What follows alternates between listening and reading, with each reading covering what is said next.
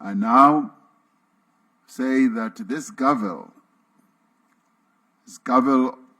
of this G20 summit formally closes this summit and now moves on to the next president of the G20, which is the United States, where we shall see each other again next year.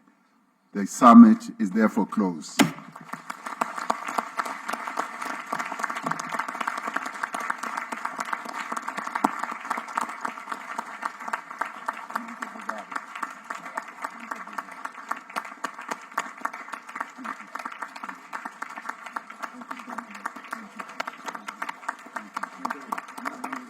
Did not deny anyone access. The United States is a member of the G20, and if they want to be represented, they can still send anyone at the right level. It's the Leaders Summit. The right level is head of state.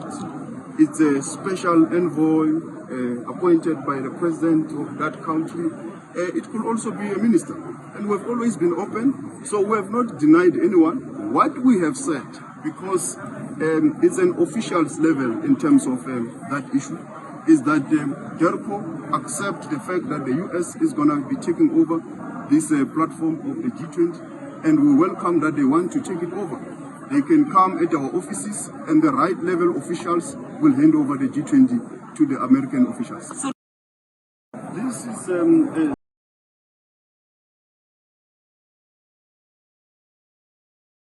In a world still shaped by the legacies of colonialism, something powerful is happening. Africa is rising, not just economically, but politically. A bold new generation of leaders is refusing to be silenced, sidelined, or bullied. This week, South African President Cyril Ramaphosa stood shoulder to shoulder with Burkina Faso's Captain Ibrahim Traoré, rejecting U.S. pressure and standing firm on Africa's right to self-determination. The moment may seem diplomatic on the surface, but beneath it lies a message to the world. Africa is done playing small. The Group of 20, or G20, is one of the most powerful economic forums in the world. Comprising the world's major economies, it has a significant say in shaping global economic and climate policies. In 2025, South Africa held the presidency, a symbolically and strategically important role for the continent. But when it came time for South Africa to hand over the G20 presidency to the United States, the U.S. made a shocking move. Rather than send a senior diplomat or even a cabinet-level representative, it sent a chargé d'affaires, a junior-level official. To many, including the South African government, this was not just a procedural decision, it was an insult. South Africa's foreign ministry refused to accept the handover under those terms. They made it clear, if the United States wants the G20 presidency, it must engage at the appropriate level. Anything less would be considered disrespectful, not just to South Africa, but to the entire continent. President Cyril Ramaphosa didn't stop there. While the U.S. attempted to delay a key G20 leaders' declaration, citing its absence from the summit, Ramaphosa moved forward without them. His message: we will not be bullied. With those words, Ramaphosa showed the world that Africa is no longer taking orders from global powers who think they can treat the continent like a second-class participant. The declaration, which focused on urgent global challenges like the climate crisis, was pushed through with South African leadership. The irony: the United States, one of the world's biggest contributors to climate change, opposed the declaration's contents and tried to stop it from happening altogether. But South Africa, backed by several other countries, refused to let the moment pass. This was a pivotal act of defiance, not aggressive, but assertive. Ramaphosa's stance wasn't just about diplomacy, it was about dignity. One of the most powerful aspects of this moment is how it aligns with a growing movement of Pan-African unity and leadership. Captain Ibrahim Traoré, the transitional leader of Burkina Faso, has quickly become a symbol of African resistance to Western neo-colonialism. His refusal to allow foreign powers to dictate the direction of his country has made him a hero to many Africans, particularly the youth. By aligning himself with Traoré's vision, Ramaphosa is bridging a generational and ideological gap. This isn't just about Burkina Faso or South Africa. It's about Africa as a whole. Countries across the continent are asserting their sovereignty and demanding to be treated as equal partners on the global stage. We are witnessing the rebirth of African leadership, not as followers in a global system designed elsewhere, but as drivers of a new, multipolar world. The United States' attempt to pressure South Africa into silence isn't new. It's part of a long pattern of Western powers trying to maintain control over global narratives, institutions, and decisions. Even when those decisions affect regions they don't fully understand or respect. This is neo-colonialism in disguise, using diplomacy, finance, and soft power to achieve the same dominance that guns and conquest once enforced. And for decades, many African nations complied, either out of fear or necessity. But that era is fading. Leaders like Ramaphosa and Traoré are making it clear. Africa has its own voice, and it will no longer be drowned out by louder, richer, or more aggressive powers. The implications of this G20 standoff go far beyond protocol. They symbolize a deeper shift, a changing of the tide. Africa is beginning to see itself not as a continent to be helped or saved, but as a continent with solutions, with strength, and with strategic importance in global affairs. Climate policy, trade, security, technology, in every arena, African voices are rising, and more importantly, they're being heard. If this trend continues, we may soon see an Africa that not only resists being bullied, but one that sets the agenda, builds alliances on equal terms, and redefines South what power Africa's means in the presidency 21st marks century. the first time, as we have said, that the G20 has been hosted and held on African soil. We are truly honored and humbled by that, not only as South Africans, but as Africans as a whole. Recognizing the importance of this milestone, we have sought to place Africa's growth and development interests at the heart of the G20's agenda. The greatest opportunity for prosperity in the 21st century lies in Africa. Harnessing that opportunity will require a rather strong partnership between Africa and the G20, and indeed between Africa and the rest of the world. Recognizing our interconnectedness as a global community of nations, we have called for an end to conflicts and wars around the globe and for a just and comprehensive and lasting peace. This summit has taken place at a crucial time as calls around the world grow louder for progress on the imperatives of our time, to end poverty in all its forms and ramifications, to reduce inequality within and amongst countries, and to take urgent action to combat climate change. This year, we have recognized the growing debt burden that is faced by many developing economy countries as a major obstacle to achieving the Sustainable Development Goals of the United Nations. The G20 has pledged to extend support to low and middle income countries as they confront debt vulnerabilities. Together, we must create a virtuous cycle of reduced debt, higher public investment, and more rapid and inclusive economic growth. When we become more successful, all of us, then the whole world becomes successful.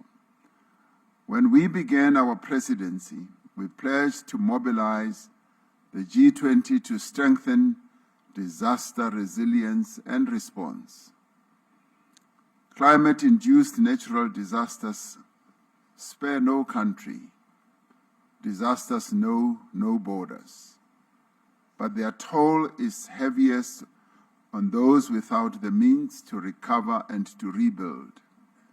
We therefore called on G20 leaders to urge the global community to scale up post-disaster reconstruction. In this regard, South Africa introduced the high-level voluntary principles for investing in disaster risk reduction and encouraged international collaboration to strengthen investment in preventing and responding to disasters. We've made progress in mobilizing finance for a just energy transition. Climate change touches every nation, but it impacts on everyone, uninvented. Welcome. That is why we have together pledged to increase the quality and the quantity of climate finance to developing economies, to strengthen multilateral development banks, to support country platforms like the Just Energy Transition Partnership, and to unlock private capital. We reaffirmed our dedication to energy security, affordability and universal access, and the importance of supporting developing economies in their transition to low carbon emissions. We recognize the need for deep, rapid, and sustained reductions in greenhouse gas emissions and the need to substantially scale up investment and climate finance from all sources. During this summit, we reaffirmed our support for the G20 Critical Minerals Framework, a cooperative blueprint to ensure that critical minerals resources drive prosperity and sustainable development across the globe. Our presidency coincided with the end of the first cycle of the G20 presidencies.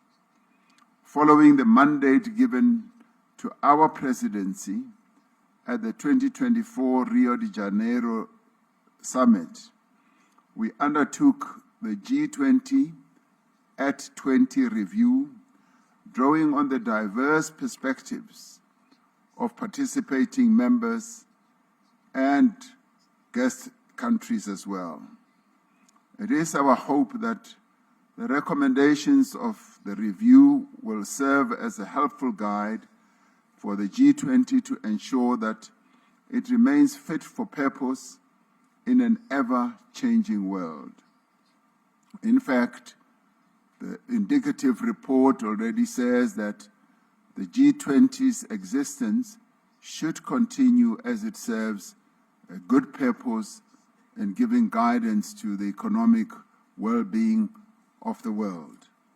At the heart of our presidency lies a conviction that the G20 must act boldly and act together to create an environment of inclusive growth, an environment of reduced inequality, an environment which will support sustainable development.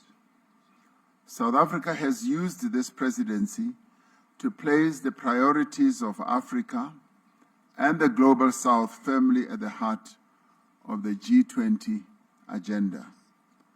Building on the developmental agenda of previous presidencies in Indonesia, in India, and Brazil, we have prioritized the issues that matter most to developing economies.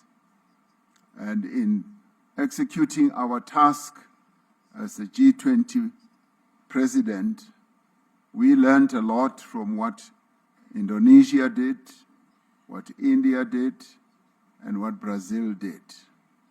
So in many ways, what we see having unfolded here was based on the foundations that those three countries of the Global South put in place. The G20 South Africa Summit Leaders' Declaration is more than words. It is a commitment to concrete actions that will improve the lives of people in every part of the world. Our agreement on a declaration during this summit demonstrates the value of the G20 as a forum that can facilitate joint action on issues of shared concern.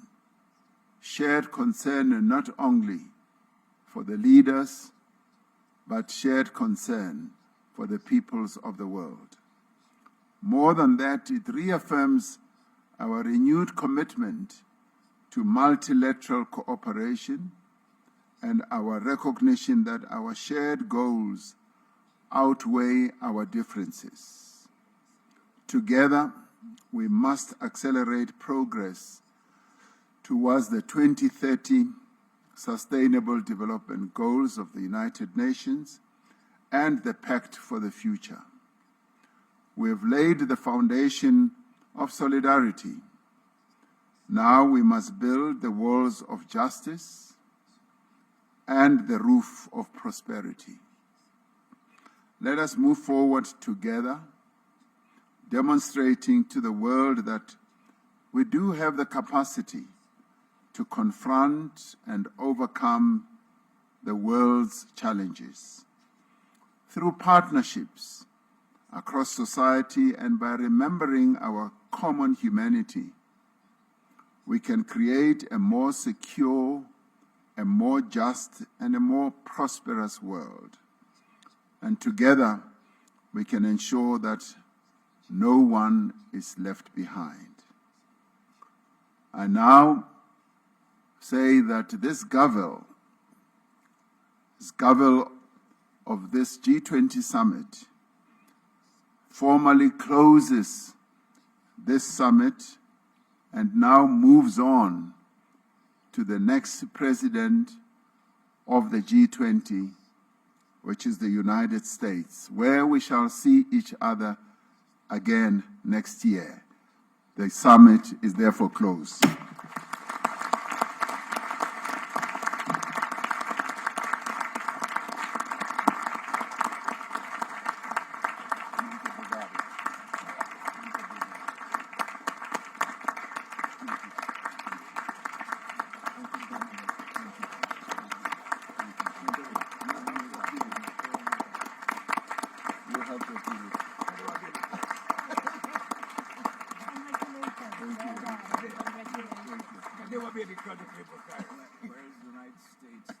G20 to shine a spotlight on the African continent.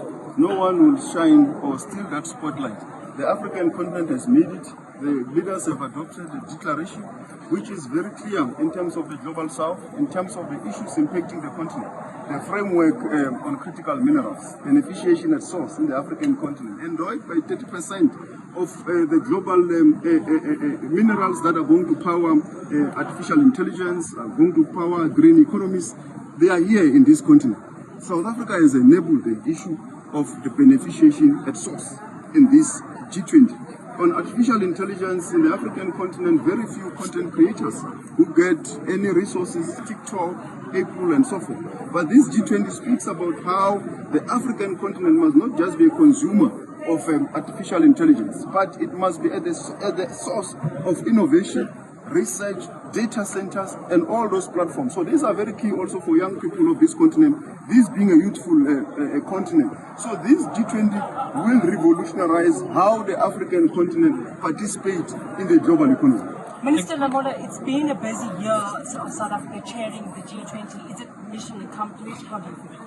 Indeed, it is mission accomplished. Across the country, meetings were held by our colleagues, working groups, Table Mountain, Kruger National Park, Pilansberg, Sun City, you name them, in KwaZulu-Natal, Zimbabwe, Shoshuwe. The world people have been across the country of South Africa and they've given me feedback. They loved South Africa, they loved our wine.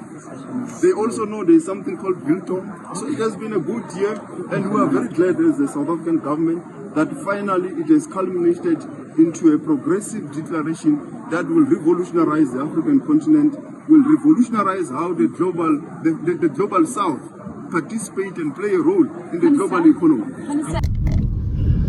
Yes, here we are. Greetings and welcome all of you, my dear lovely family, brothers and sisters. That is a powerful stance shown by South African government under the leadership of Mr. Cyril Ramaphosa. after rejecting Washington's plan to send low-ranking diplomat to receive the G20 presidents from South Africa. South Africa has said it is disrespecting of the government of South Africa for the president of South Africa, Cyril Ramaphosa, to hand over the G20 presidents to the low-ranking diplomat. The question is, why United States of America, under the leadership of Donald Trump, want to undermine South Africa? Why they are not ready to come and take the leadership, I mean the presidents of the G20? And if Trump is so busy, why don't he send his maybe light diplomat? Why he want to send office attendant to receive the G20 presidents from South Africa? And this has created tensions between the two countries. South Africa has said this is disrespecting of South Africa and the continent of Africa in general.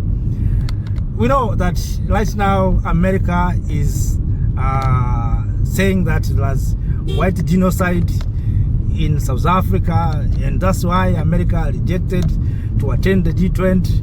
And also others said maybe it's because of South African decision to take the Israel to the ICJ. There's so many speculation, but all in all, I think apart all of those things, there are disrespecting of Africa, because South Africa is African country. So these powerful nations always disrespecting African people, African countries. So for South Africa to be the president of a G20, I think America has shown America is not happy, and that's why they have decided to do the way they are doing, and to make sure that the things is not going to go as usual or in the right direction. You know, if you look the way South Africa is doing right now economically, South Africa is doing very well. The same to Nigeria. So, but all these countries that are trying to move out of control, these countries have tensions with America. You remember recently what happened between Nigeria and the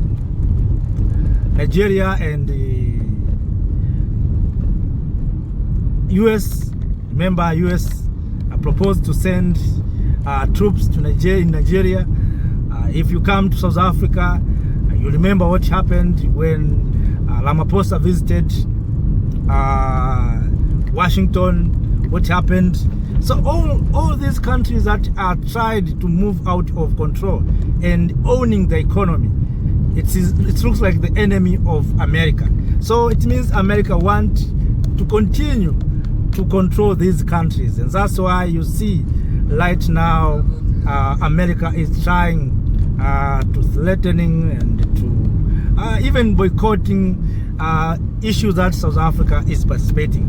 So we don't know how these things will end, but I don't see the light future between America and South Africa. I'm sorry, brothers and sisters. I remember even Nelson Mandela. Today people are celebrating Nelson Mandela, but if you go back until 2008, Nelson Mandela was still in the list of global terrorists. Why? Because Mandela rejected the apartheid regime. The thing that America said, it's okay. So you see right now, when South Africa is trying to say, this is our land, we want to take control of our land, America is saying there was white genocide. Because South Africa want to take back the land. So right now, who own the land are white minority. So to take back the land from white people who own the land illegally. It looks like it's genocide. It looks like genocide. So for how long shall we continue to be undermined and defined different, whether we are being called terrorists, others we are confusing laws, something like that. So I think the time has come for we Africans, brothers and sisters, to make sure that we come together, we unite, and we support one another, because what is happening right now to South Africa will happen to other countries. America will not stop there, will move to other countries, and of course they didn't start it there. They started to many African countries. We have been punished by America, Zimbabwe, recently Burkina Faso. You remember what happened, but Traoré said enough is enough. And for me, I wish President Ramaphosa has to join Traoré in order for South Africa and Africa in general to be a strong continent and to avoid these dictations and sometimes bully. If we don't come together, if we don't unite with powerful leaders, we will be under bully. So those are just my thoughts. I think you have maybe different views. You may share with me, but all in all, South Africa has rejected US plan to end over G20 presidents to the low-ranking diplomat. So what is your views? What is your perspective? I'm waiting to hear from you, and also your suggestions. How can we do as Africans to restore dignity and respect among we black people? Thank you.